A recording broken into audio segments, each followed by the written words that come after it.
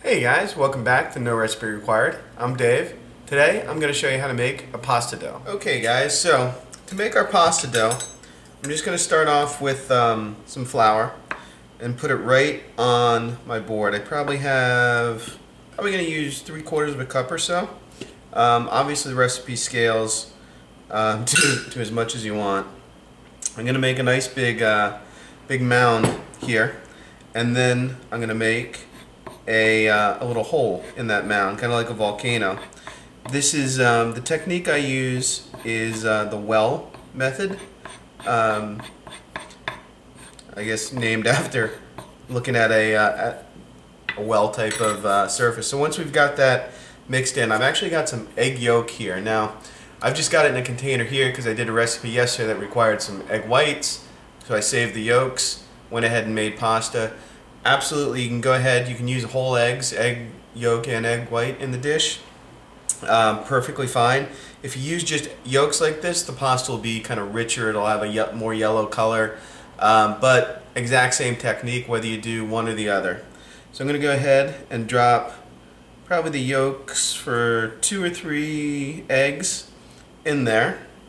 Now it does, again, the ratios, they obviously matter in the final product, but at this stage, you know, you're going to be fine because you can always add a little bit more flour to the mix. It is hard to add more egg once you've got it kind of all mixed together, but not all that hard to get more flour in there. I'm going to add a pinch of salt, and I like to put just a touch of olive oil in mine as well.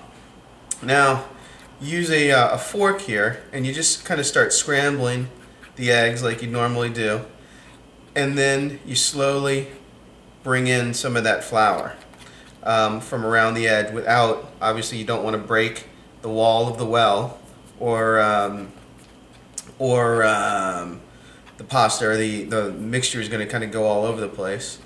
And you just continue using that fork, kind of scrape the bottom every once in a while and bring more and more of that flour in there.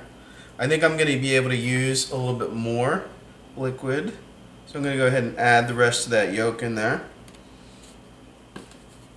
and then, you know, just kind of continue to mix along. If you need to, use your hand and bring that flour back in, and as it gets thicker, you know, you can get more aggressive with moving things around. And once it kind of forms together, then, you know, I kind of drop the fork, pull the rest of the dough out of there, and then just start using your hands.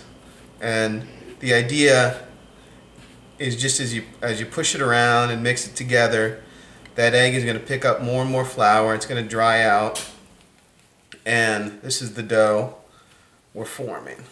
Now, I find pasta dough, a little bit goes a long way, because we are going to, you know, roll this out, and it creates quite a bit. This dough here is probably enough for 4 people or so.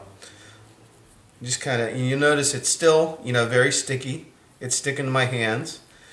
So we're just going to continue kneading it and adding flour to it. All this flour here, probably most of this is going to get picked up by the time we're done. You're looking for a, you know, fairly dry consistency, something that doesn't or won't stick to your hands. You can kind of rub it back and forth, and that'll knock off some of the pasta dough that's sticking to you, and then just work that into the dough.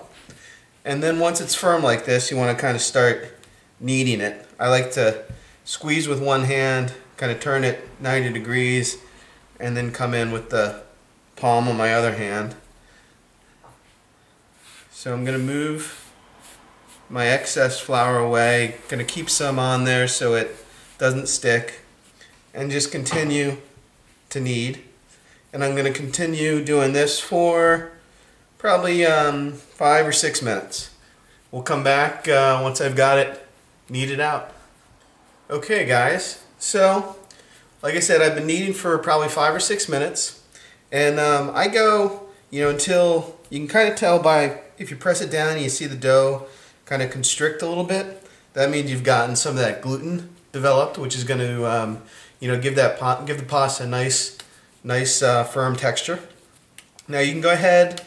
I usually like to form it into a ball, let it rest for about half an hour. I'll take this and I'll put just a little bit of oil on it.